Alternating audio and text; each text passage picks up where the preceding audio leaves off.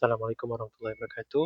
Okey, seperti yang di-requestkan oleh ayah anda, Salamuddin bin Ismail.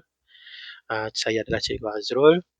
Sejarah ni dia sedikit lain cara pengajaran dia sebab terus teranglah cakaplah, sejarah ni pembacaan dia dry ataupun sangat hambar kalau tidak diceritakan secara naratif macam ni. Kita kena buat video macam ni. Kalau ada apa-apa soalan boleh tanya. Cikgu, cikgu tak terus terang cakap sejarah Malaysia ni cikgu kurang sikit. Tapi cikgu akan sedaya upaya untuk cari jawapan. Okey? Okey. Tengok video ni. Hai pelajar semua. Ni Cikgu Azrul. Buat video pasal tutorial sejarah. Cikgu nak ceritakan pasal sejarah Malaysia. Sejarah Malaysia ni menarik sikit. Tapi secara peribadi, cikgu tak berapa familiar sangat dengan sejarah Malaysia. Sebab sejarah Malaysia ni something missing. Ataupun dengan kata lain, telah diubah kepada disebabkan oleh politik. Okey. Tapi kita cuba sedaya upaya dan satu perkara yang cikgu nak ceritakan bahawa sejarah Malaysia cikgu ajar ni unorthodox ataupun lain daripada biasa. Cikgu banyak ambil bahan macam dari buku ni. Tapi buku ni kita akan ambil sikit sebab dia lebih kepada alam Melayu. Menurut pengajian para pengkaji sejarah dunia yang diiktiraf oleh para sejarawan daripada Barat, Mat Saleh, dan juga sejarawan daripada Asia Barat ataupun negara-negara Arab, dan juga sejarawan daripada negara China ataupun China, Tanah Besar, mengatakan bahawa Melayu ni merangkumi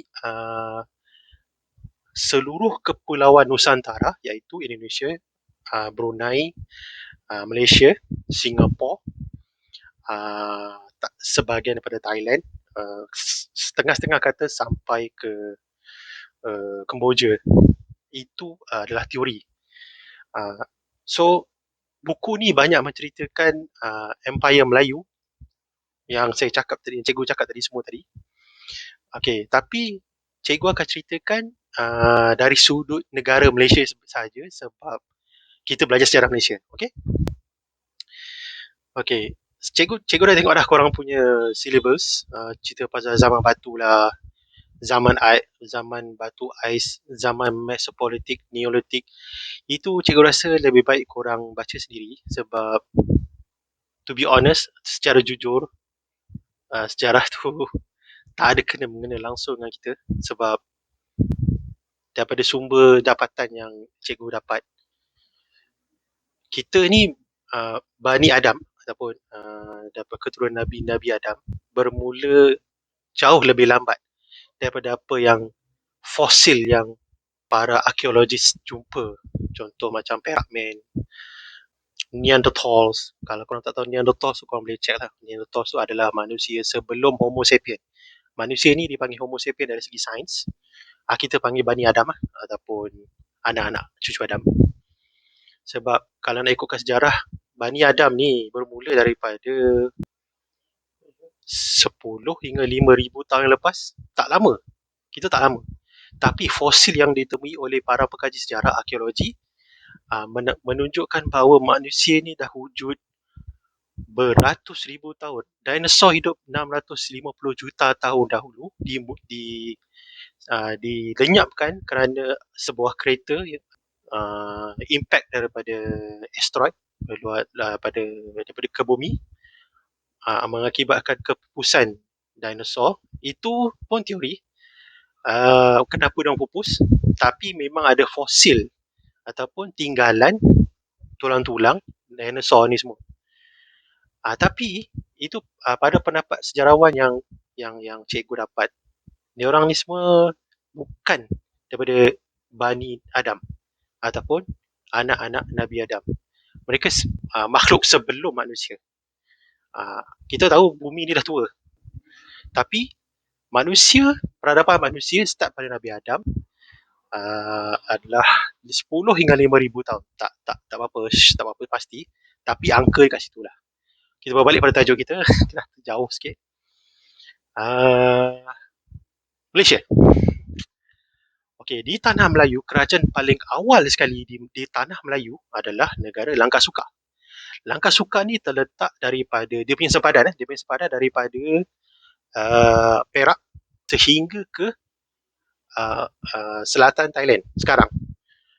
Ini adalah Empire Langkasuka. Empire Langkasuka ni tak banyak cacatannya dia sebab negara ni dia wujud pada masih tahun abad kedua. So cacatan tak banyak sebab negara ni banyak diserang oleh negara-negara daripada utara, terutamanya daripada negara-negara China, kerajaan Funan, dan juga negara Sukhothai ataupun Thailand, Siam. Kalau nak cerita pasal Langkasuka ni sangat panjang lah. Kalau nak cerita dalam tutorial macam ni, rasa berjam jugalah cerita pasal Langkasuka je. Langkasuka ni wujud dalam abad 200 hingga 500 tahun. Kejatuhan dia tu sebab macam biasalah serangan daripada luar mengakibatkan negara tu lemah. Kebetulan pada masa yang sama kerajaan baru naik di kawasan Sumatera, iaitu kerajaan Sriwijaya. Kerajaan Sriwijaya ni mula meningkat naik selepas mereka mempunyai kekuatan tentera laut. Kekuatan tentera mereka ni dengan kata lain memaksa pedagang-pedagang daripada barat yang berlayar daripada negara India, negara Arab, negara India, mereka paksa pedagang-pedagang ni semua berdagang di Sriwijaya. Pada masa tu dia punya kerajaan berpusat di Palembang, Sumatera, dekat dengan mana?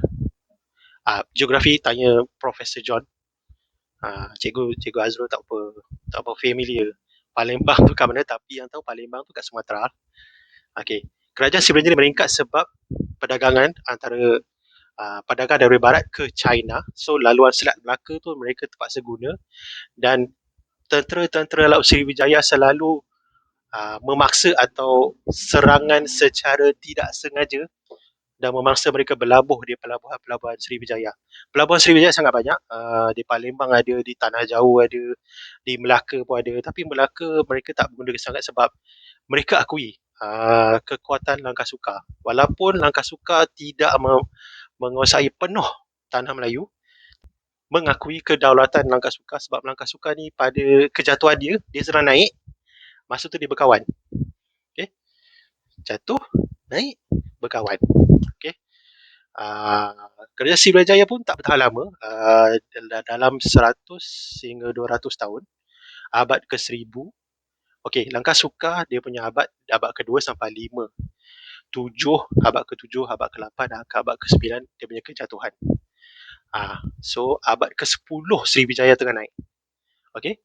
Bila abad Sriwijaya dalam 100-200 tahun, abad ke-1000, tahun ke-1000 hingga 1200. Sriwijaya pula jatuh sebab daripada angkara Raja Chola daripada India. Raja Chola ni serang Sriwijaya satu je. Sama juga dengan Sriwijaya memaksa pedagang-pedagang yang berlayar tu berlabuh di Sriwijaya sebab ekonomi. So Raja Chola ni dia baru saja menang perang dia dekat kawasan India saja. Cerita tu panjang tapi ada kait rapat dengan Malaysia. Bila mereka baru menang perang, dia orang punya kekuatan tentera sangat kuat. So untuk memastikan musuh-musuh Raja Chola ni tidak berbangun lagi selepas kematian Raja Chola, dia mula menyerang kepentingan musuh-musuh Raja Chola ni sehinggalah ke tanah Melayu. Melancarkan serangan besar-besaran pada Empire Sriwijaya sebab Sriwijaya juga sebenarnya ada membuat perhubungan diplomatik dan juga ketenteraan dengan musuh Raja Chola. Ini yang membuatkan Raja Chola marah dan juga menyerang Sriwijaya secara besar-besaran. So bila Raja Chola serang, dia serang daripada Langkasuka. Langkah suka sebab dia utara Malaysia kan, dia daripada negara Perak ke atas sampai ke Thailand Siam tu. Menyebabkan mereka sebab dia orang Sriwijaya dan juga Langkah Suka ada berkawan.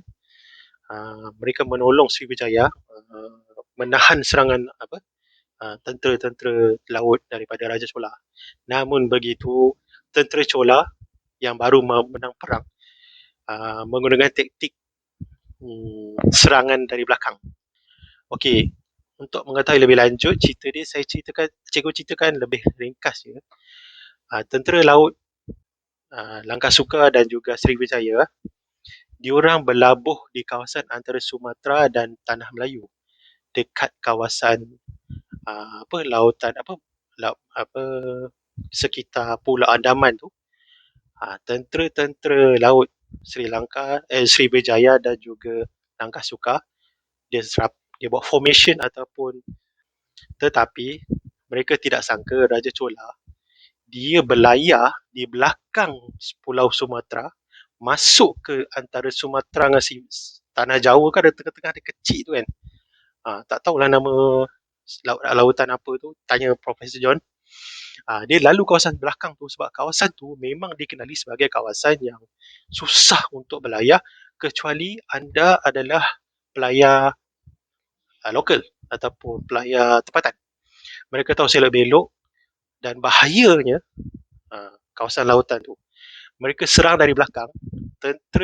Bayangkan, tentera-tentera Langkah Suka dan Sriwijaya dihadap belah utara, tapi serangan daripada selatan. Kapal bukan macam manusia, dia kena pusing perlahan. Dia kena pusing perlahan-perlahan. Dan sementara mereka pusing tu, tentera Raja Chola serang dari belakang bertalu-talu.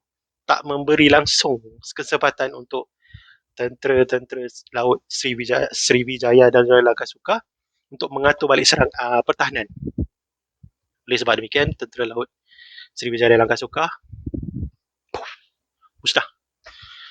Setelah angkatan tentera laut sudah tiada, Raja Chola melakukan serangan ke darat. Dia memusnahkan pusat pemerintahan di Palembang, memusnahkan Langkah Suka secara total. Tanah Jawa juga tidak ketinggalan. Mana-mana pelabuhan yang disangka adalah pusat kekuatan Sriwijaya, mereka akan serang dan musnahkan. Kemudian selepas mereka musnahkan, mereka install ataupun meletak Raja Boneka di wilayah Sriwijaya, Empayar Sriwijaya dan Langkah Suka.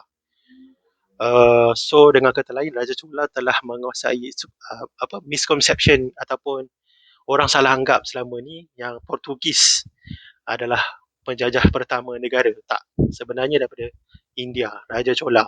Raja Chola telah menjajah negara-negara Sriwijaya dan juga Langkah Suka lebih awal daripada Portugis.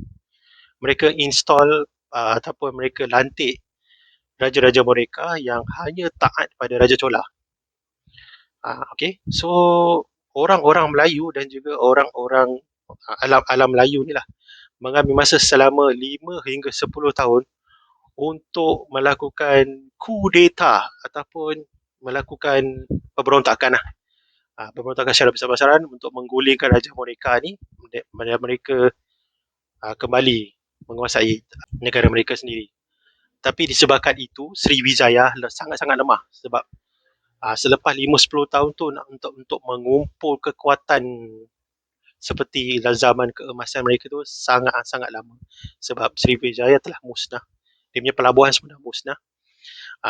Industri pembuatan kapal semua dah musnah. So sebab itulah mereka lemah. Pada masa yang sama, saat kejatuhan Sriwijaya ni ataupun kelemahan dia orang ni, Majapahit tengah naik. Cerita Majapahit menarik. Kita tunggu di video seterusnya. Bye bye. Assalamualaikum.